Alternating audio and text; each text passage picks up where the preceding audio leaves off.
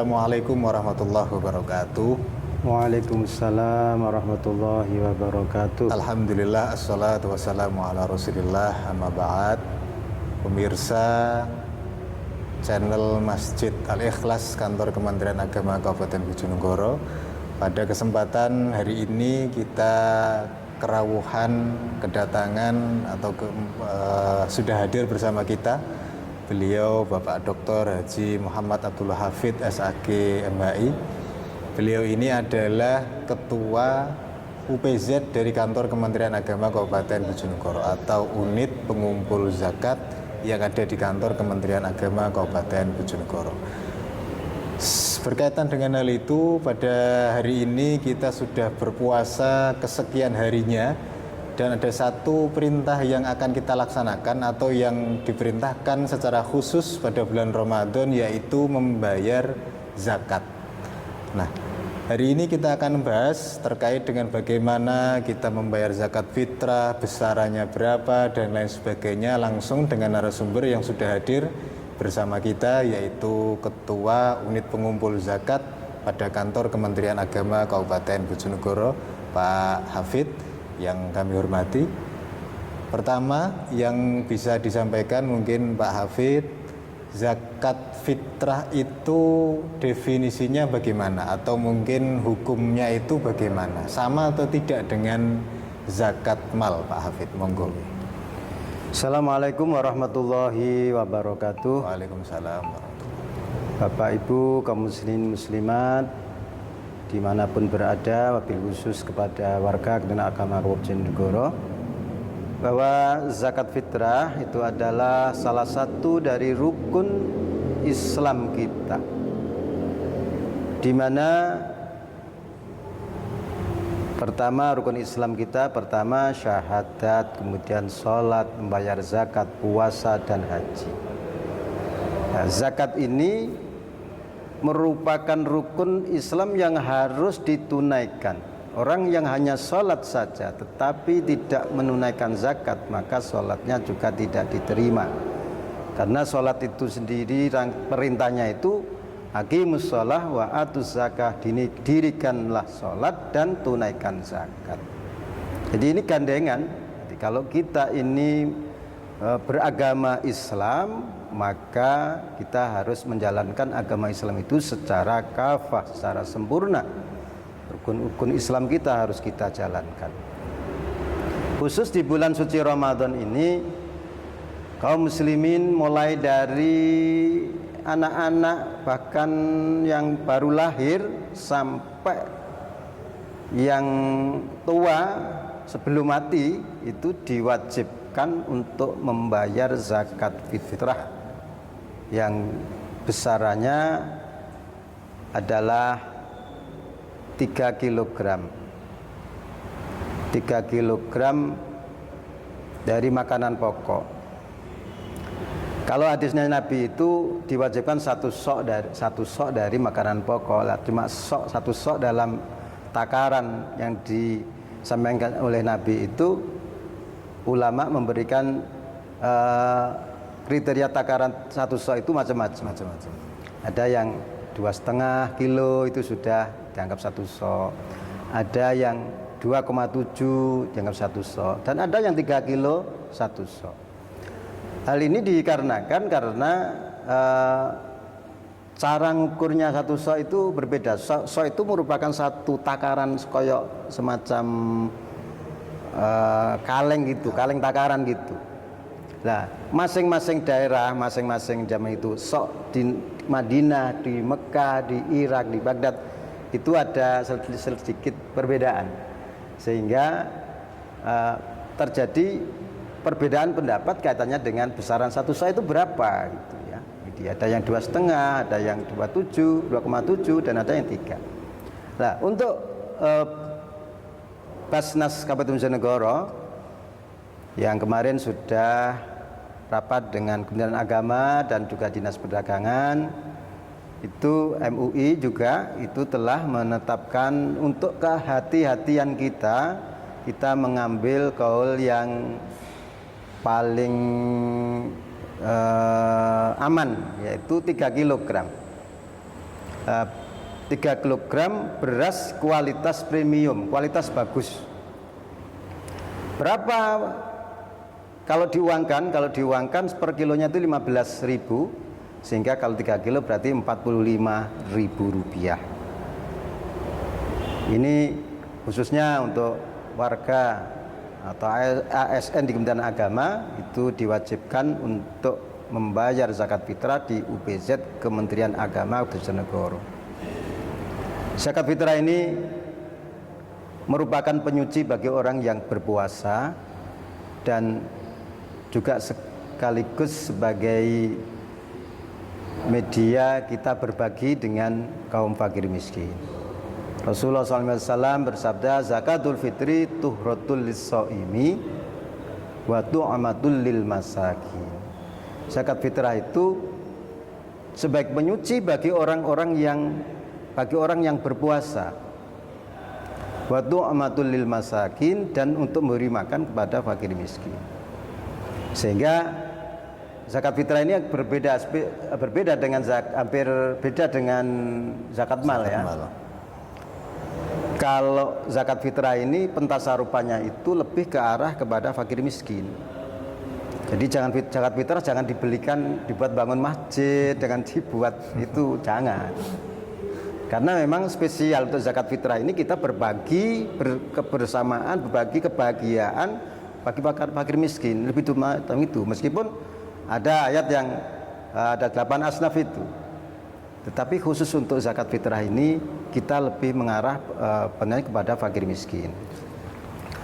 Banyak yang sudah masuk ke kami data-data dari sekolah yang masuk ke kami yang perlu mendapatkan santunan zakat fitrah, dan juga spesialis nanti pada tanggal 17 Ramadan, 17 Maret itu Kementerian Agama seluruh Indonesia yang dipusatkan di Jakarta itu mengadakan festival Ramadan mulai habis duhur sampai terbenam matahari, buka bersama.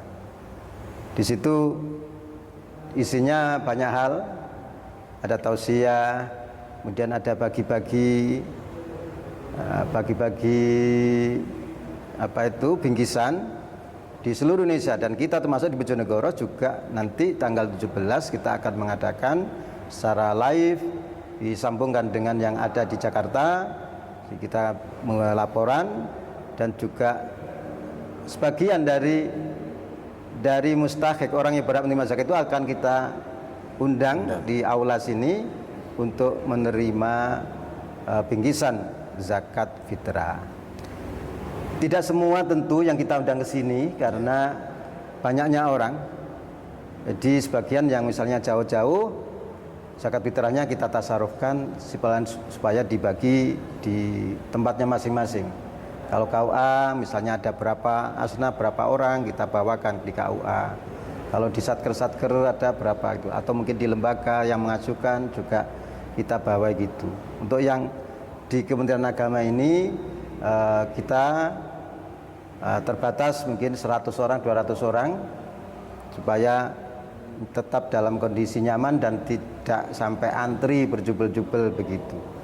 Kan ironis ya, kalau misalnya mau ngantri beras zakat saja harus berdesak-desakan, kan ya tidak pantas gitu. Sehingga yang kita undang itu mungkin perwakilan dari beberapa sekolah, perwakilan dari beberapa kaum duafa yang akan kita berikan secara langsung dan kita laporkan di Kementerian Agama yang ada di Jakarta sana.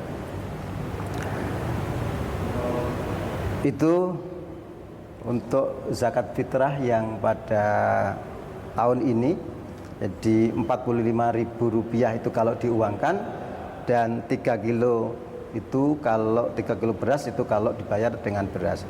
Dan satu lagi, berasnya harus kualitas premium, kualitas bagus, bukan asal beras gitu. Karena kalau kita mau berinfak, kita bersedekah, itu harus yang terbaik yang diberikan untuk sedekah kita itu, supaya pahala kita itu betul-betul baik gitu. menggarisbawahi yang Pak Hafid sampaikan bahwa tadi disepakati batas untuk membayar adalah 3 kg beras, gitu. Iya. Artinya itu dengan dasar kehati-hatian. Kemudian ketika dikalkulasikan menjadi nominal uang jumlahnya adalah Rp45.000. Artinya kadang masyarakat itu bertanya, Pak, ada perbedaan, ada pro kontra pemahaman. Sebenarnya boleh tidak sih kita itu membayar zakat fitrah bukan dengan bahan pokok? Artinya misalnya seperti PNS itu kan tidak punya beras atau tidak menggarap sawah. Kita mengganti membayar dengan uang itu sebenarnya seperti apa, Pak Hafid? Ya, itu perbedaan pendapat. Kalau madhab Hanafi boleh, tapi kita juga menggabungkan nama Hanafi dan Syafi'i sehingga uang yang diberikan ke kita UPZ Pemenang Agama itu nanti dibelikan bentuk beras. Bentuk beras 3 kilo yang dikemasi dengan kemasan yang bagus, dan mungkin ada tambahan-tambahan lagi ya, nanti biar panitia itu ada tambahan, jadi bukan beras saja gitu, ada tambahan supaya orang kalau masak itu bukan hanya masak beras saja, lauknya mana gitu. Lauknya mana? Nanti akan dikasih seperti itu, jadi nanti kombinasi ya gitu. Yang jelas uang zakat yang diberikan ke UPZ itu nanti ditasarufkan dalam bentuk beras gitu, dan ada sedikit uang yang diberikan untuk sebagai tambahan dari itu, tapi yang khusus hadir. Tapi untuk yang di daerah-daerah itu ya khusus beras gitu ya. Yang hadir-hadir itu kan jauh ya, misalkan ada anak yatim datang ke sini kemudian nanti kasih beras. Nah, yatim belum bisa masak beras. Ya nanti selain beras nanti juga dikasih transportnya gitu. Nah, itu rencana kami seperti itu ya. Tapi itu yang khusus diundang di Kementerian Agama yang itu. Untuk yang ditasarufkan ke luar yang tidak diundang ke sini itu murni berupa beras gitu. Jadi nggak usah ragu, Bapak Ibu, kami mentasarufkan sesuai dengan aturan, sesuai dengan fikih yang kita pedomani gitu. Artinya ini menegaskan bahwa kalaupun itu kita bayar dengan uang nanti akan tetap ditasawurkan dengan aturan yang berlaku. Iya. Ini membuat kita lebih aman, lebih percaya kepada UPZ yang ada di berbagai kantor atau di beberapa sekolah misalnya. Iya. Mungkin yang terakhir Pak Hafid bisa disampaikan kepada pemirsa himbauan atau ajakan agar kita semua bisa melaksanakan atau menunaikan perintah untuk membayar zakat fitrah. Monggo Pak Hafid. Ya. Pelaksanaan membayar zakat fitrah ini bisa dimulai dari awal Ramadan sampai besok menjelang sholat hari raya itu dilaksanakan. Tetapi himbauan kami jangan terlalu akhir. Kita ini mentasarufkannya itu di pertengahan itu gitu. Kalau bisa ya ditakjil dulu, lebih diawali gitu ya, itu. Dan sebagaimana yang saya sebutkan tadi, yang wajib zakat itu bukan hanya yang orang besar saja, tapi anak-anak juga wajib dizakati. Maka Bapak Ibu yang punya anak kecil atau orang sepuh atau menjadi tanggungan itu juga perlu dizakati. Dan zakatnya harus diniati, karena zakat itu terbagian dari ibadah, harus diniati. Niatnya bagaimana? Nawaitu an ukhrija zakatal fitri an nafsi fardhalillahi ta'ala. Itu kalau diri sendiri. Kalau istri kita ya nawaitu zakatal fitri an zaujati fardhalillahi ta'ala. Itu kalau yang niati kita sebagai kepala keluarga ya. Tapi kalau istri mau niati sendiri ya enggak apa-apa ya. Kalau yang anak-anak juga gitu, an waladi nawaitu zakatal fitri, itu an ukhrija zakatal fitri an waladi, sebut namanya anaknya misalnya Ahmad fardhalillahi ta'ala, sambil dipegang berasnya. Itu sebenarnya tidak dipegang ya nggak apa-apa, itu sudah makul ya, sudah bisa dipahami. Tetapi dulu saking hati-hatinya guru kita kalau ngajari itu Ya pegang itu berasnya itu, ya, pegang berasnya kemudian diniati itu. Ini Pak Wasro itu tahu gitu sih. Ya sebenarnya tanpa itu ya sudah maklum, sudah diniati ya sudah. Tapi itu untuk lebih memantapkan diri, lebih kehati-hatian kan gitu. Ya betul-betul antara ucapan dengan hati dan perbuatan itu menyatu sehingga betul dinilai sebagai amal ibadah yang sempurna. Karena innamal a'malu binniyat, semua amal itu dinilai dari niatnya gitu ya. Makanya guru-guru kita itu, ulama-ulama kita, kiai-kiai kita itu kalau ngajari kita itu sampai sedetail itu gitu ya. Jadi niatnya itu betul-betul ditata gitu. Terus kalau zakat fitrah, himbauan kami ya lakukan dengan penuh lapang dada, penuh dengan kepasrahan dan ketundukan kepada Allah Subhanahu wa taala bahwa ini adalah perintah Allah yang harus ditunaikan, tidak ada rasa gerundel, tidak ada protes dan lain-lain. Itu. Kemungkinan bisa aja itu protes ya dalam hati gitu, nggak bilang mungkin kalau protes karena takut dengan kita panitia misalnya gitu ya. Tapi misalnya protes, loh kalau harus begini begitu, nah, jangan. Kalau kita sudah niat untuk zakat, ikhlas lillahi ta'ala. Kalau masih kok kepengen zakat lagi, ya nggak apa-apa. Itu ada orang itu, jadi sudah zakat uang, merasa saya tuh belum tahu itu uang saya yang dikasihkan kepada fakir miskin belum tahu gitu ya. Sampai begitu ada orang itu. Maka saya di rumah itu mengeluarkan lagi zakat fitrah untuk orang, ya nggak apa-apa gitu. Kalau memang diperlukan seperti itu, kadang orang-orang itu ya masih ada keraguan gitu. Mestinya nggak perlu ragu seperti itu.